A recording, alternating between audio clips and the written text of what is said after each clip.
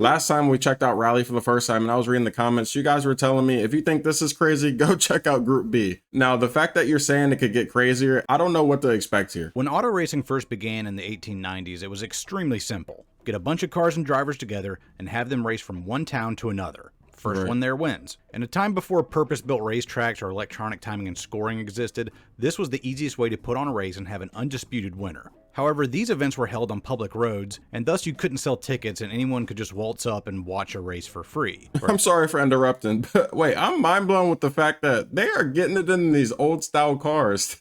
There was no limit back then, huh? At least a segment of it. People wanted to watch the entire race and were willing to pay to make that happen, so around the turn of the 20th century, auto racing migrated onto horse racing tracks, as there were already hundreds of them dotted across Europe and North America. Fans could watch the entire race, get food and drinks, and even bet on the outcome.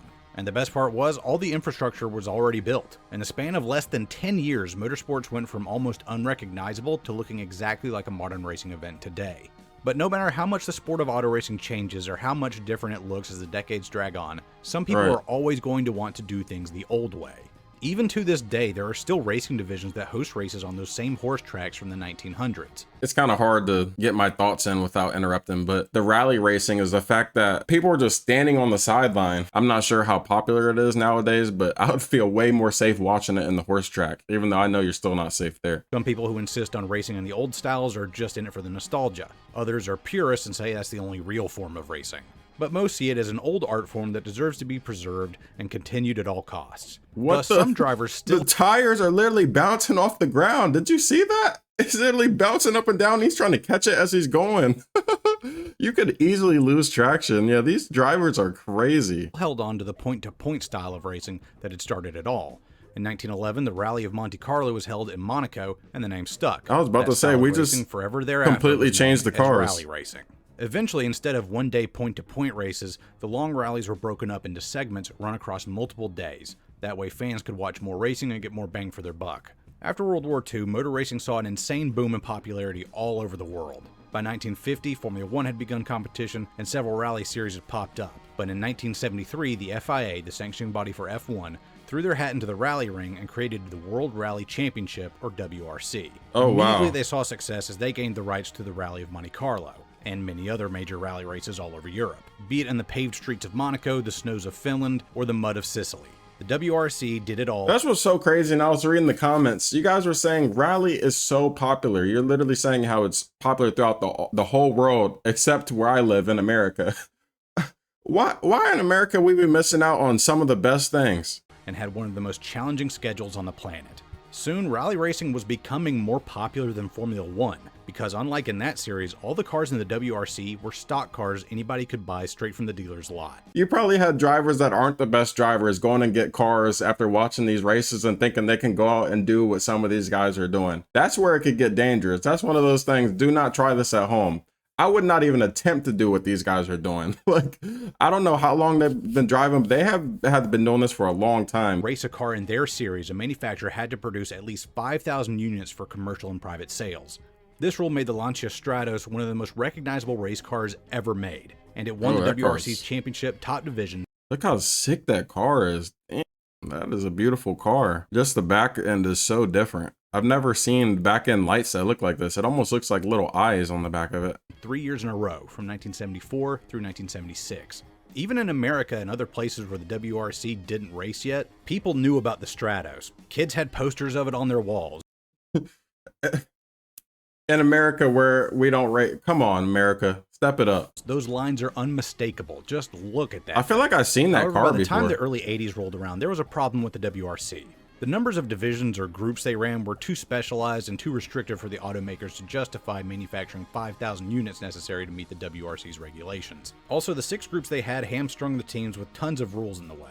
So in 1982, the head of the FIA, Jean Balestre, made a radical move. He condensed down the number of groups from 6 to 3. 2 stock divisions would remain, but the third was something entirely new. Usually when a sanctioning body is trying to win over teams and factories, they introduce new rules to cap costs and keep them happy. But this time the FIA would take away the rules and say anything goes. So long as the car has 4 wheels and the engine breathes air. You just said you're going to take away the rules and anything go- Wait. Wait, now I'm starting to see already why you guys told me to react to this. What do you mean he's going to take away the rules and anything goes? What? You can run it. Are you sure that's safe? In the 1982 season, the FIA and the WRC effectively threw the rule book out of the window and said, let her rip. Hold on, wait. He just came over the hill and everyone was in the way. They had to run. Wait, y'all didn't know he was coming? Or does nobody care he's coming? Wait, I'm trying to figure out what just... They threw the rule book out of the window and said, let her rip. Get out the way!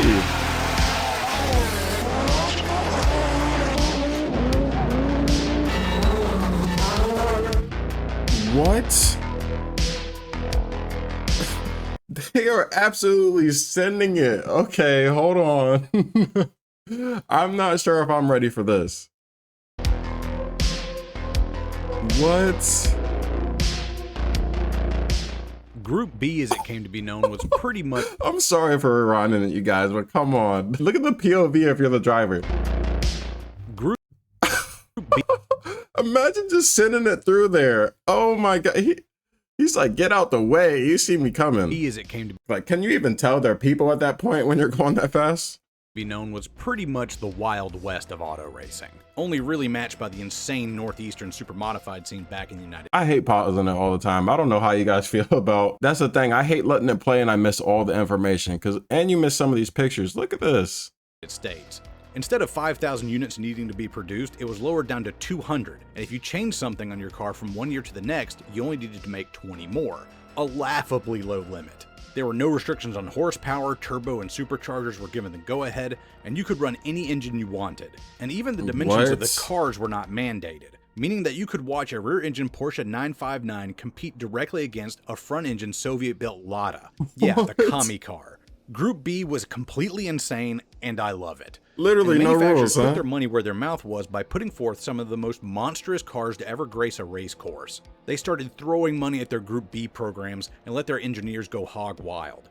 I see why. There's a lot of people sponsoring this. This is crazy. Money at their Group B programs and let their engineers... I wonder how it works if you sponsor a driver or say something bad happens to the driver. Did they sign a waiver where the people who sponsor them aren't responsible for any injuries or like... I'm not sure how that stuff goes. Go hog wild. Lancia were here to take their crown back yet again with their Rally 037, the spiritual successor to the Stratos. It had a 2-liter rear-mounted 4-cylinder engine that produced 265 horsepower. That doesn't sound like much, but with one of the few rules being a 960 kilogram minimum vehicle weight, about 2,100 pounds, yeah, it's super meant the light. 037 could absolutely fly through the super streets. Light, yeah. Lancia would claim the manufacturer's title in 1983, and they had yet another classic car to their name. The 037 and the Martini. Wait, did some people just get taken out right there? 2,100 pounds. That meant the 037 could absolutely fly through the streets. That Lancia would is claim crazy. the manufacturer's title in 1983, and they had yet another classic car to their name. Jeez, man. I know there has to be some instances where people got taken out or hit or something like that. Not everyone is as fast and can dodge. The 037 and the Martini colors would become as iconic as any race car could ever hope to be. But their main rival in the 1980s was unquestionably Audi and their Quattro series of cars. Yeah, I could see that. The fact that the word Quattro rung a bell for you tells you how influential this series was in its heyday. Audi had won the title in 1982 with a nifty idea: four-wheel drive. The car was a front-engine design and looked fairly normal, but it had a turbocharged inline 5-cylinder motor, and the four-wheel drive meant that all four wheels could put down the... One of the 200 road units Group B variant. Theirs is turbocharged and souped up for this.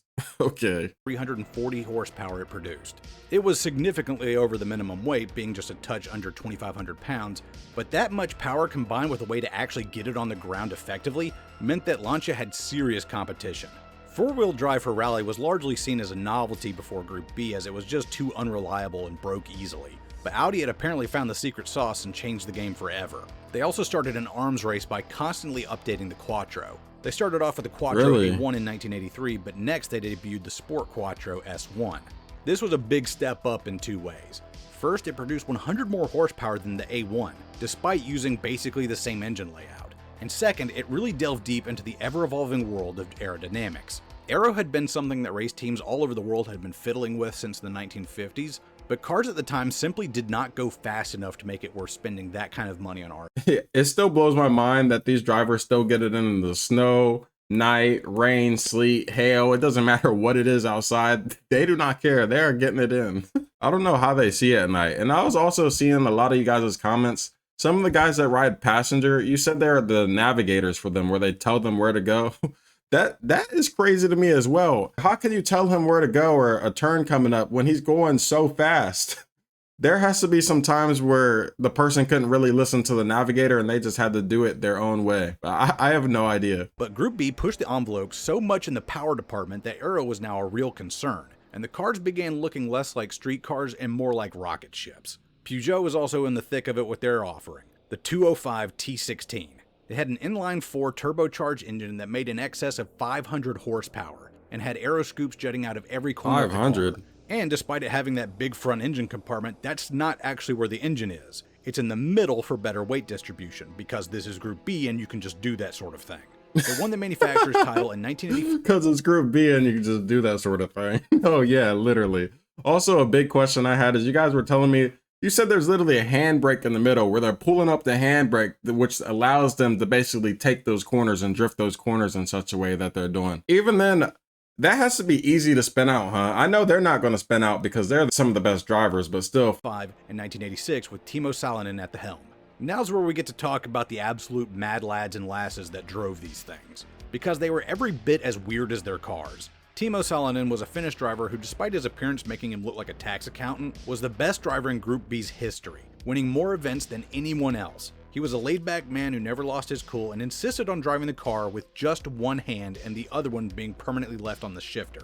Stig Blomqvist took up driving duties for Audi and tamed their Quattro series, being instrumental to their title in 1984. Walter Roll won the title for Lancia in 1983, and of course we have to mention the Queen of the Hill, Michèle Mouton. She is arguably the greatest female race car driver that has ever lived. She set the Pikes Peak hill climb record in 1985, won the 24 Hours of Le Mans, and to this day she is the only woman to have ever won a WRC event. And what? There you have it. Wow, she's actually killing it. She is putting on for the females, yeah. A recipe for success. The fastest cars ever built for rally racing mixed with the best drivers in the world. The FIA wanted to give the WRC a shot in the arm and they had done it. By 1984, the WRC was more popular than Formula One, and fans flocked to these events in the hundreds of thousands. Sometimes as many as 400,000 people would buy tickets to see these cars and drivers in action. 400,000? There were very few, if any, crowd. 400,000 is crazy. Are none of you guys scared of getting hit? All of you are dodging the cars? I'll be so scared. Like I said, if I go, guys, I gotta be at one of the highest points. Control measures in place for Group B events, and those 400,000 people gotta go somewhere. So people would crowd the racing lines and even stand on the track itself just waiting to get the perfect vantage point to see these race cars do their thing. Some of these videos are just jaw-dropping to watch. It's like the automotive equivalent of the run of the bulls. Yo. I don't even know how the drivers or their co-drivers managed to see the road ahead of them. Yeah, Mechanics are just hold on. jaw-dropping to watch. It's like the automotive equivalent of the running of the bulls. I don't even know how the drivers or What is up with everyone being in the middle of the road, though? You must have no fear. A question I also have is I wonder how long some of these drivers have been driving. Some of them probably hopped in their mom's car or their dad's car even when they weren't supposed to drive and were probably practicing at like 10 years old or something, because there's no way. Co-drivers managed to see the road ahead of them. Mechanics and crew reported that after a segment had been completed, they would find bits of clothing and hair stuck in the grille and wings of their cars, body panels splattered with blood, and even fingers wedged into the air ducts. Group B was absolute mania. The coolest race cars, the best drivers. Just said they would find fingers wedged in the door. The most rabid fans on earth. Everything had worked out for the WRC and the FIA beyond their wildest imaginations. What could possibly go wrong? I can see why they jump in the road too, actually, come to think of it. As the car flies by, there's so many people blocking your view that everyone has to pretty much crowd in the middle to get that extra view to see, you know, the back end of the car take off down the hill, because you want to see what he does next so bad. But still, that has to be super dangerous. And how close is the next car usually behind him? I know they want to see the one car go so bad, but isn't there a couple cars behind him? The final years of Group B. By 1985, these cars were so fast and Wait, Group B isn't a thing no more? So few rules in place for safety that even the drivers were starting to voice concerns. Another rule in Group B, or really lack thereof, was that cars could be made of any material, including aluminum. Those Audis and Lancias that weighed scarcely more than a metric ton were able to do so because of their aluminum frames and roll cages. And the thing about aluminum, it likes to bend. If you've ever been on a commercial flight and got a window seat above the wings, you know how much aluminum can flex during flight. That's a good thing for a plane, but not so much for a car. Rescue workers were also not numerous enough to do anything in case a car went off the track. It could take half an hour for them to show up on the scene, and their communications were also horrendously lacking. What? So you're telling me a driver could crash and we're not going to go help him for 30 minutes? He can be in agonizing pain. You might need to be seen instantly. He said the final years of Group B. Yeah, I'm assuming they maybe stopped Group B because I guess they realized they needed some rules. I guess it was too dangerous. I could see how it'd be too dangerous. I feel like you would want some rules in place. I mean, at the very least, we definitely need a better way of rescuing the drivers in case an accident happens. Sometimes the only way they found out that a driver had wrecked was when another driver drove past, finished their segment, got out of the car, and reported the smoke they had seen to an official. By the time medics and firefighters arrived, it was often far too late. Not to mention the hundreds of thousands of spectators crowding the roads made it hard to get to the scene even if their communication was better. So the drivers would literally go by, see someone crash, but like they got to finish their race still. Yeah, I don't know how the drivers feel about that. Like some of them that had to drive by and just keep finishing their race. I know there has to be some drivers that wanted to put it in park and run and check on their fellow driver, because at the end of the day, that is a human being. And then it's also someone that loves and does the same thing as you. So it's like, I don't know. That's crazy to hear. That's sad. 2nd, 1985, at the Corsica rally, a Lancia 037, piloted by Attila Bottega, went off and slammed into a tree. His co-driver was okay, but when medics arrived 20 minutes later, they found the co-driver Mauricio limping out of the woods and Bottega dead still inside of the car. What? The drivers petitioned the FIA to do something, but they determined that at the speed the car was going, nothing would have prevented Attila's death. It was more or less hand-waved away as a freak accident. Racing is inherently dangerous, that's true, but the FIA's investigation left drivers with little peace of mind. But later in the year during the Argentinian rally, Ari Vatanen crashed in a scary rollover. He broke both legs and a few ribs, one of which punctured his lung. He and his co-driver survived, but they both vowed to never race in Group B again. The cars were becoming... That's one of those things. Rest in peace to the racers that have gone through this, because yeah, that's the thing. They're doing what they love, but they're literally putting themselves out there for our entertainment. And then not only that, I know it's the thrill for them. Like some of them generally want to do this, but the risk that comes with it is just so crazy to think. So fast with so much power that one driver said the cars moved faster than he could react. It was more or less driving on instinct, right on the razor's edge of what was humanly possible. So going into 1986, the FIA finally budged and outlawed aluminum roll cages and set limits on aero devices like wings and spoilers, in hopes of slowing the cars down. But everything else remained the same, no limits on power and no crowd control measures, because coming in 1987 was the new Group S division, Group B's replacement. Here, there would be virtually no rules. Manufacturers only needed to make 10 road cars. I was going to say, it looks like we're trying to slow it down, but I don't know cars a crazy amount, but that right there, that car looks like it could be faster than some of the stuff they were driving. Maybe I'm wrong, but it's so crazy to think we're trying to slow it down. Like, you guys are going too fast. The production limit, and the automakers were already developing their new round of supercars. In March 1986, the Portugal Rally was held, and the country had already become a hotbed for gearheads of all stripes, and now Group B would get their shot at glory in the country. People flooded the streets, and the first incident of the rally occurred when a cameraman was basically pushed into the line of fire, and Timo Salonen damn near ripped the man's hand off with his car and completely destroyed the $3,000 camera. The next accident would not be so lax. Joaquim Santos, a native Portuguese driver, started off in his Ford RS200. Wanting to see the hometown guy rip through the streets, people crowded more and more onto the course. At one point, a spectator jumped out onto the track and Santos swerved to miss him. He then overcorrected and the car slid broadside into a group of people. His co-driver Miguel Oliveira said that in Group B the cars were so fast that he just had to look at his notes and feel the track turn for turn. But in this instance, he suddenly felt thuds and bumps as the car careened into the crowd. 32 people were injured and 3 people died, including a mother and her 11-year-old son.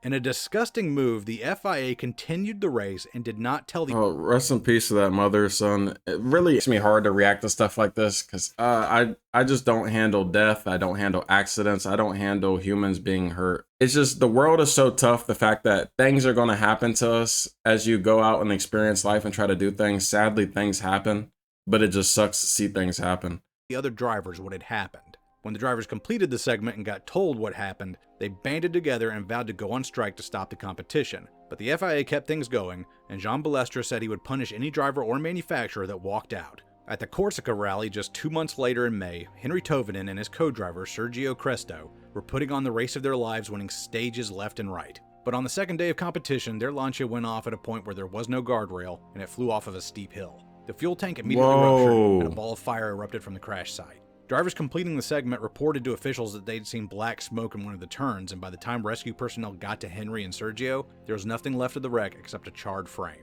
Now inaction was borderline criminal. Look how big the fall is right there. Like, oh, dude, that's terrible to think. Rest in peace to them. And after international pressure from drivers, manufacturers, and governments, Group B was immediately banned from competition and never got to see the light of day again. And its successor, Group S, was scrapped entirely. That's when they took it away? After Group B's disbanding, Group A, the more strictly stock division, picked up the banner and marched forward. But this time with the restrictions and safeguards the drivers of the 80s had wanted. Now there were crowd limits, they had to be kept further back in most areas, and rescue personnel were more numerous with helicopters in the air and radio communications opened up between them. Now if a driver went off, their officials would know about it immediately and be able to send help within a few minutes rather than half an hour. Even still, rally racing remained popular all over the world. The Subaru Impreza WRX. He said people have taken a step back, or we've done things to increase safety. With the video we just watched with the if in doubt flat out, the guys were literally standing in the street nowadays. I don't know how old that video was, but maybe they took a safety step back at first. But nowadays, from what I've seen, it seems like people are starting to move back closer and closer and closer and go back to the old ways in which they were. And the Mitsubishi Lancer Evo became classic cars, and their computerized traction control systems and driver assist are commonplace on road cars today of all makes and models. The features you take for granted in your personal car and the safety precautions in place at every racetrack today were earned out there on the ice, snow, gravel, and dirt stretching from Portugal to Corsica, from Finland to Argentina. People had to pay a high price for those things. And if there's any silver lining to Group B and rally racing as a whole, it was that they have saved countless lives through these technological advancements. The WRC is still competing today, and the envelope is still being pushed, but with the proper safety measures in place to make sure we don't repeat the same mistakes. And even with all the new rules... It's like the newer cars in the WRC, they seem like, I don't know, maybe it's just a look of them. Like, they look like they're taking a step in the direction of starting to go way more faster. Like, I don't know. Those cars look crazy to me. Set up, limiting horsepower and boost, and making the car scarier with steel. If you watch a modern WRC event, you can see that the true spirit of Group B never completely went away. Right.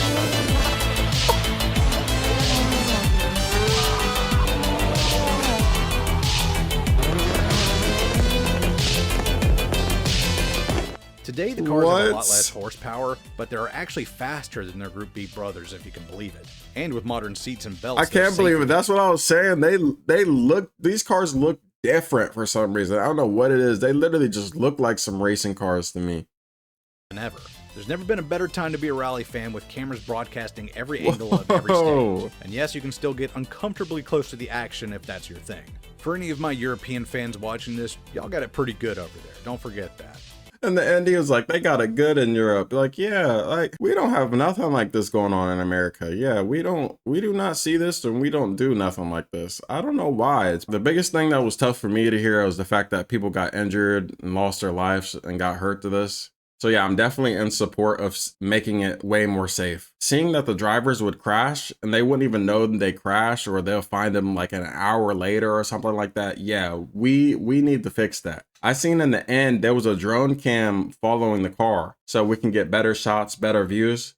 But also, I think the biggest thing that's better about that is if that car crashed or something happened to that driver, we would know instantly because the drone's following them and we can get the medical help they need. That was beautiful to see, to know that it's improving in that way. But I don't know what it is with these guys jumping in the middle of the road. Like, come on, guys. I'd want to watch, well, like I said, I'd have to be sitting on top of the mountain or a little more out the way. You know what I mean? That some place where I could get a good view, but where I don't got to be in the middle of the road to get the good view. Thank you guys for all the comments. I read all the comments. A lot of guys told me to check out Group B. I don't know if there's any other cool things we could check out to learn the history of rally, because yeah, I'm super interested and I want to know more. If you enjoyed this video, all I ask is you guys hit the like button and comment down below what I should react to next. You guys give me ideas on what to react to. Yeah, subscribe to the channel so you don't miss the next one. We are going to keep going because this is super exciting to me. And all just everyone liking my videos, commenting, subscribe to the channel. You guys' continued support is what makes me keep going every single day. This has been Mello and I'm out. Peace.